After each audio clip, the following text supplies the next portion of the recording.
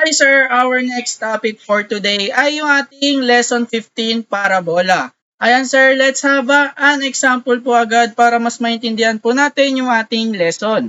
Example, and the vertex and the opening of the parabola given. Ayan po, ito po yung given natin sir na y squared plus 16 minus 2x plus 70 is equal to 0. Ito po yung kanyang formula po sir, ayan ng ating quantity of y minus k raised to 2 is equal to 4p x minus h. Isosolve na po natin siya, sir. Y squared plus 16 minus 2x plus 70 is equal to 0. Answer. I-move natin si 70, sir, para matanggal po si 0 and kailangan po nating i-multiply pa po, sir. Ayan, i-ano natin siya, sir. I-leave the blank natin po siya, sir, at gagamitin po natin itong formula. Ang mangyayari sir ay 16 pa rin po dahil meron po siyang 16 sa kanyang katabi. 16 over 2 raised to 2. Ayan po, 16 divided by 2 is 8. Tapos 8 raised to 2 is equal to 64.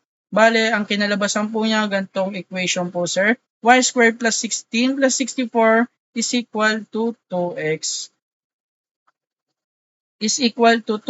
minus 70 plus 64. Ayan po sir. Kaya po siya nadagdagan ng 64 dahil kapag nagdagdag po tayo sa kabila ng 64, madadagdagan din po tayo ng 64. Ayan. Next equation na po tayo sir, yung ating y squared plus 16 plus 64, 2x minus 6 dahil negative 70 plus 64 ay negative 6 po ang kinalabasan. Isi-simplest form po natin si y squared plus 16 plus 64. Kaya po ang kinalabasan po niya ay y plus 8 raised to 2 or squared. Tapos 2 quantity of x minus 3. Bali sir, pinaano lang po natin siya, in-expand lang po natin siya sir dahil kapag dinistribute po natin siya sir, ganito rin po ang kanyang kinalabasan na 2 times x, 2x, 2 times negative 3 is equal to negative 6. Ayan po sir. Y plus 8 is equal to 0 and y is equal to negative 8. Yun po yung ating k. Tapos x minus 3 is equal to 0.